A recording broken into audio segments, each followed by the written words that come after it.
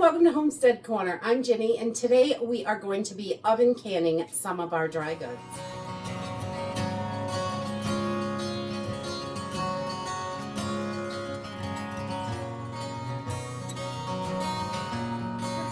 Going to be oven canning some of our dry goods, so I thought I would bring you guys along. I haven't done a video like this in a really long time, and I think it's always nice to brush up on what different skills and ways to preserve things. I think that is so important to make sure we've got those skills and we know how to do it. I want to start this off by saying I see a lot of videos dry canning beans. And you can definitely do that, but I don't recommend it. Your beans are seeds. In an emergency situation, you may need to plant these to get more beans. So I don't recommend oven canning them because it reduces the viability and they're not going to sprout very well. You might get 5 or 6 out of a pound bag, and that's pretty sad. Whereas if you just give them a quick freeze and then vacuum seal, they are still viable seeds that way. So definitely, I don't oven can beans ever because I want to make sure that these are still going to be able to be seeds when I need them. So any kind of beans, I don't do this with. But I do love this method for flour, rice, pasta. I'm going to do some oats today. There are a bunch of things you can do, your barley, things like that. If you don't plan on, or it's not able to be sprouted and turned into, vegetables or whatever, then you can definitely do this. But you want them to be dry. This is not for wet foods. I'm not canning steak like this, or vegetables or fruit or anything else. It's just dry goods. And so oven canning was a pretty big thing back before the 40s. And then the USDA was like, no, we don't recommend that. And some people do, can their spaghetti sauce and certain things in the oven and, do what you're comfortable with. But I only do dry goods this way because that's what I'm comfortable with. And I would rather water bath or pressure can my wet foods so I'm sure they're going to be good. And I really love oven canning the dry goods because you can do a whole lot in a really short amount of time. And it's pretty low effort, honestly. It's really easy to do, so we love that. Today I'm going to be using quart-sized jars because that's what works for us, and that's what I have right now. But you can also do this with pints or half-gallon jars. Whatever size jar you have is going to work. I think mason jars are important because they can handle the heat a little bit better than some of the other glasses. So we always use mason jars for this. You probably could use other glasses, but I wouldn't want to see you break one. So because then your food is wasted, everything is wasted, and you've got a big mess to clean up. So I do like to use mason jars, whatever kind you have. I've got a mixture of Atlas, Ball, Kerr. I've got some old Magic jars. I mean, I use whatever mason jar that I have. But this is super simple and easy. So let's jump in and get started.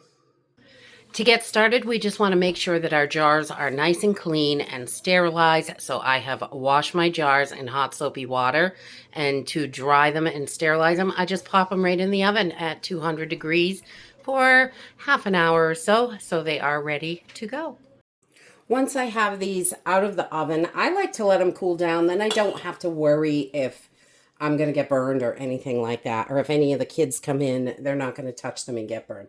I just let them cool down a little bit. So these are still warm, but not burning hot. And I also let my oven cool down a little bit. So when I put them back in the oven, there's not going to be a huge temperature shock.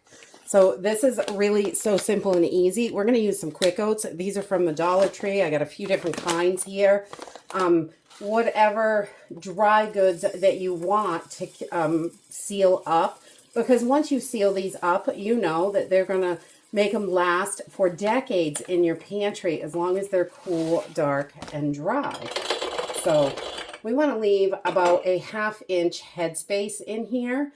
So we've got a little bit of room, and we're just going to fill these jars up. It's really that simple. If you use your freezer and a vacuum sealer to seal your jars, you're going to get the same effect. These you do not have to freeze. We're just going to pop them right into the jars from the store, and the heat is going to kill any eggs, larvae, bugs, anything like that, if anything is in there. So we just want to make sure that there's nothing that can hatch in here. And I know a lot of people say that once they are airtight, nothing can hatch, but I'd rather be safe than sorry, personally. That's my thing. And so we want to give this at least 1 inch, half-inch headspace for each jar. All right, once I have all my oats in, I'm just going to start going with my rice. And then we'll do our flour and just keep going until we have all our jars filled up, ready to go. Okay, once I have my jars all filled, I like to keep them on the cookie sheets because they are easy to transfer in and out of the oven. So it's much easier that way. And you want something kind of solid, not too floppy. But you can just put the jars right on the rack if you choose to. I just think the sheets are much easier, the cookie trays. So we're going to pop these in the oven. Once I get them in the oven, I'm going to turn it on to 200 degrees. And I'm going to let that heat up. Once it's all preheated, then I'm going to set my timer for about 30 minutes. Okay, after 30 minutes, I'm going to take a tray with some lids and just pop them in the oven with the jars. I just put them underneath, and we're going to let those heat up for about 15 more minutes. Everything stays in the oven. Okay, so once your lids have been in the oven for 15 minutes and your jars have been in there for 45 minutes, when I don't wipe these down before I put them in, because a lot of times when you set that flour in there, it kind of puffs around, and you want to make sure that you got a nice, good seal. So we're going to take our lids, and we're going to wipe our rims with just a damp cloth. I use hot water on this so it's nice and warm, and we want to move fairly quickly. I just take 2 jars out at a time, and then I crank down my little rings, and then we're just going to set these aside, and these are going to seal as they cool down, and you'll notice the little button sinks in. So that's it. Oh, those are warm. And we're just going to set those off to the side, and we're going to keep going. And some people pull 1 jar at a time, and other people like to pull 2 or 3. But 2 works for me, and I like to just make sure that I've got a nice clean rim here. And you want to make sure everything is heated through. If I use a half-gallon jar, oh, those are warm, then I am going to let that stay in the oven for at least an hour. The whole reason for the oven is to heat it all the way through so everything is nice and hot. So, and that kills off any of those bugs and eggs, larvae, any of that stuff. And we're going to have our stuff all sealed up and ready for the pantry for long-term storage. And that is it. Once you have all your lids on, I just leave them on the counter overnight. And tomorrow I will go through and label everything before it goes into the pantry, so we remember what it is. These ones are still hot, and you may be able to see the button is still sticking up. You can't always hear when it goes down. Sometimes you can hear it ping, but these ones, the first ones I did, are definitely sealed. That button is all down. So they will be ready to go in the pantry for long-term storage.